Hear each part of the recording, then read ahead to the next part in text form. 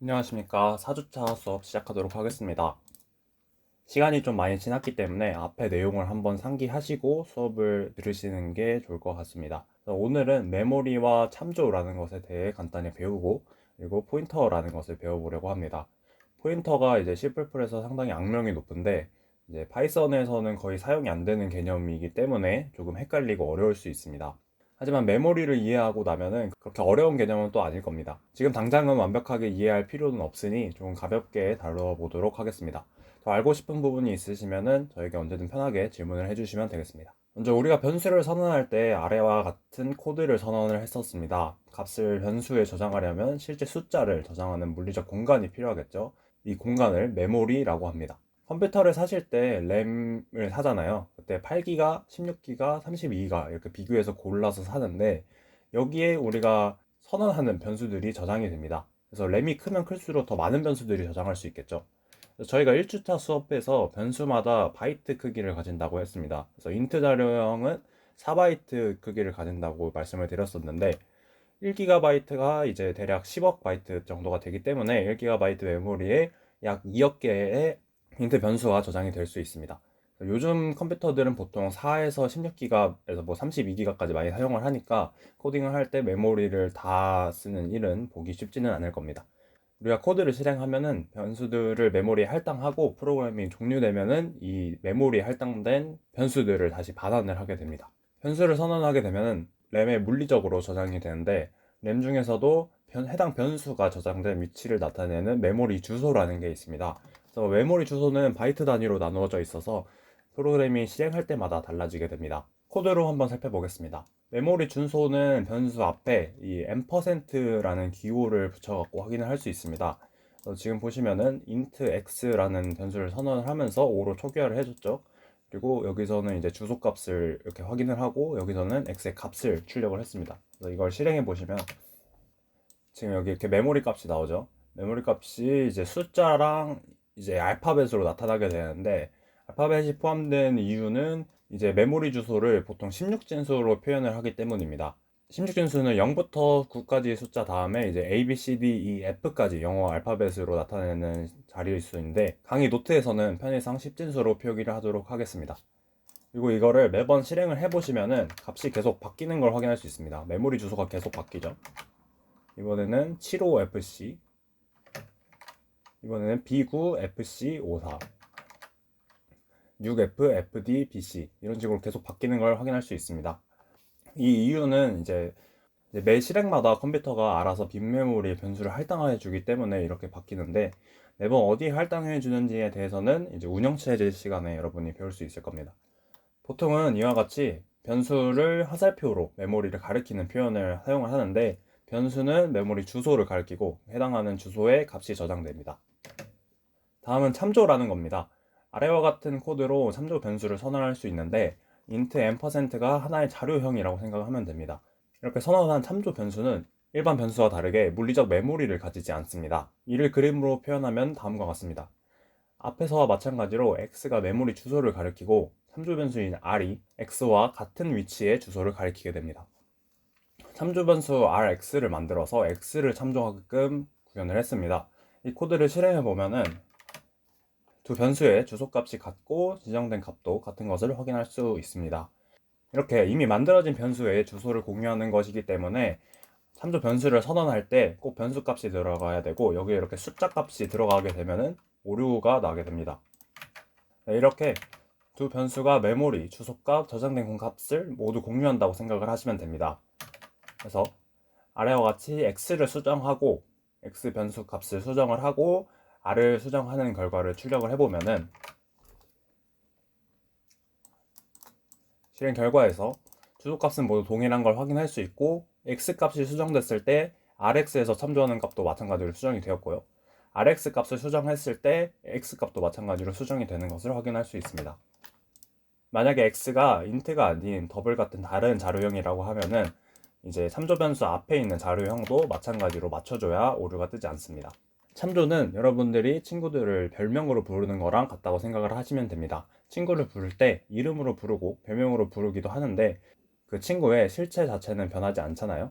위 코드와 같은 상황을 참조 변수 r이 x를 참조한다고 합니다. 이해를 돕기 위해 간단한 예시를 들어보겠습니다. 여기 저라는 사람이 하나 있습니다. 저의 이름은 이로운이고 별명으로 해로운, 외로운, 괴로운 등이 있습니다. 어떻게 부르든 저라는 사람을 가리키는 거고 제가 달라지지는 않겠죠. 이를 코드로 옮겨서 저라는 사람을 인트 자료형이라고 생각을 하면은 저에 대한 정보는 메모리 주소 어딘가에 저장이 되어 있고 이를 가리키는 변수 이름이 이로운이 되는 겁니다. 그리고 저의 별명들은 참조 변수로 선언을 해서 제 이름을 할당해 주고 참조 변수들이 제가 저장되어 있는 주소를 가리키게 됩니다. 앞에서 %라는 연산자가 두 번 등장을 했는데 두 가지 경우에 대해서 비교해서 알아보도록 하겠습니다. 처음에 메모리에 저장되어 있는 변수의 메모리 주소에 접근하기 위해서 변수 앞에 %, 기호를 붙였었습니다.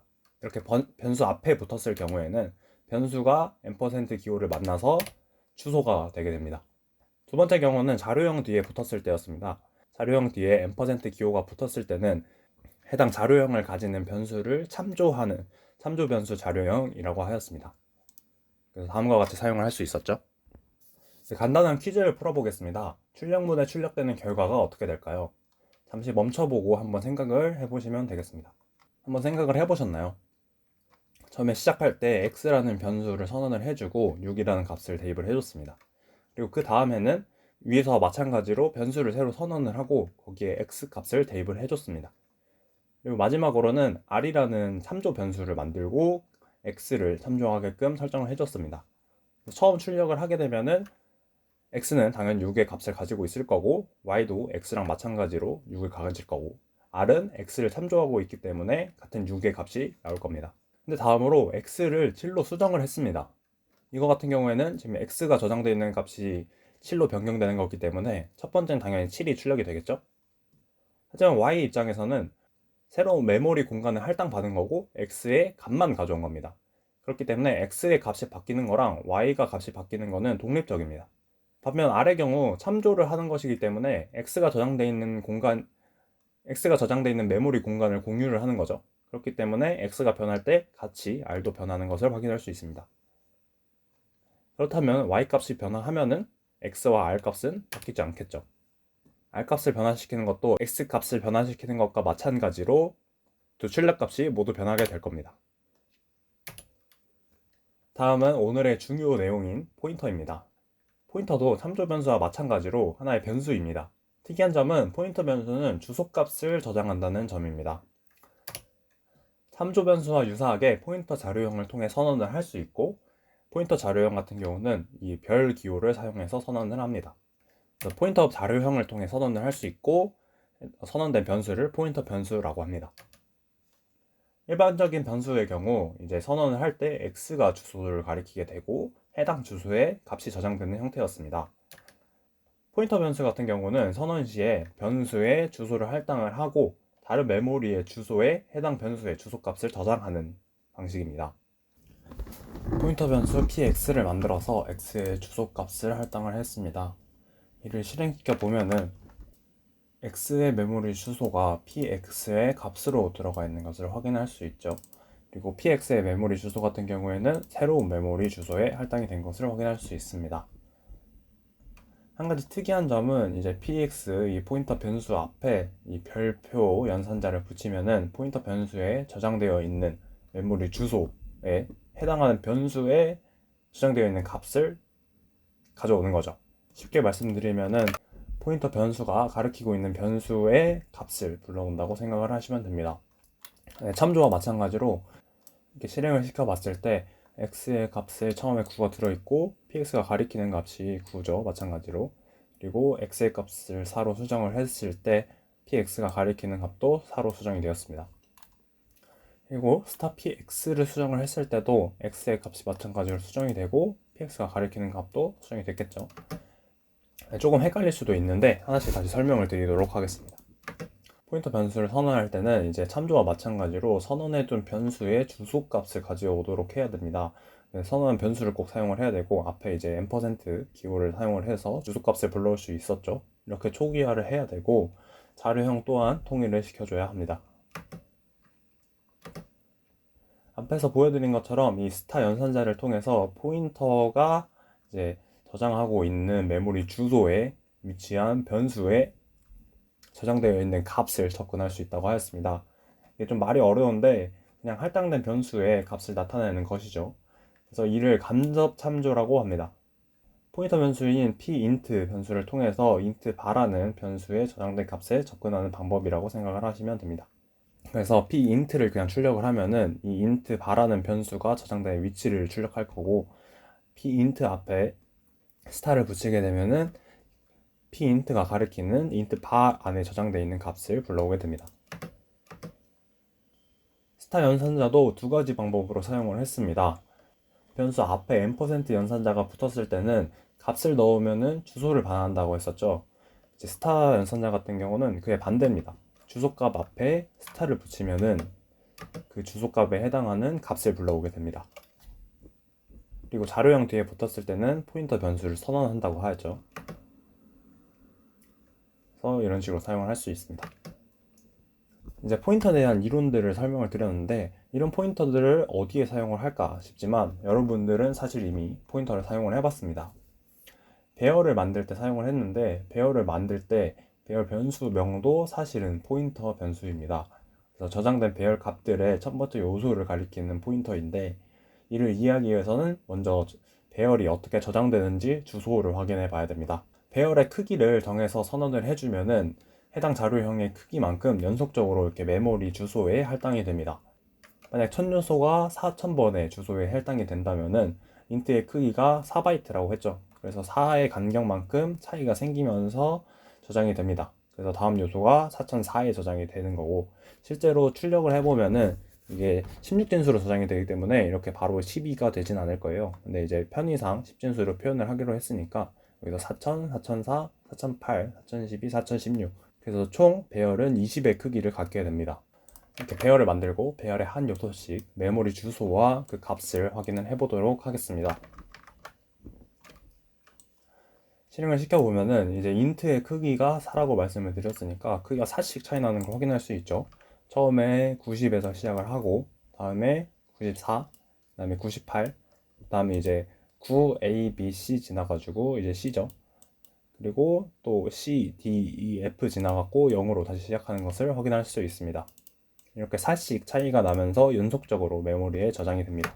만약 여기서 int가 아니라 더블 형태로 선언을 한다면은 메모리 간격이 어떻게 될까요? 더블은 자료형의 크기가 8이라고 했죠. 그래서 출력을 했을 때 여기서 이렇게 8씩 차이가 나는 걸 확인할 수 있습니다.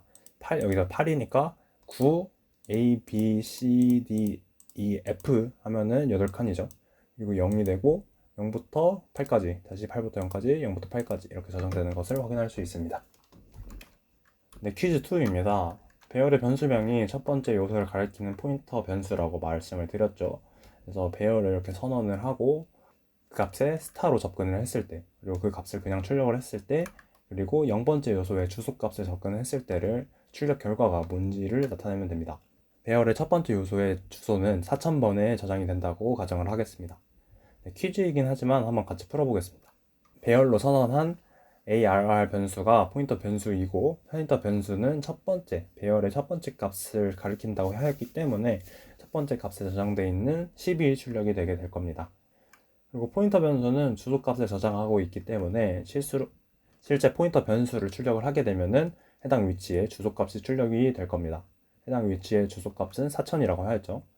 그리고 위와 마찬가지로 배열 0번째에 저장된 값에 주소값을 출력하는 것이기 때문에 0번째에 저장된 값의 주소값이 4000이 마찬가지로 출력이 될 겁니다. 그래서 10, 4000, 4000이 출력되게 됩니다. 이거는 여러분이 알아두면 편한 문법인데, 포인터 변수에는 인덱스 숫자를 더해서 사용을 할 수 있습니다.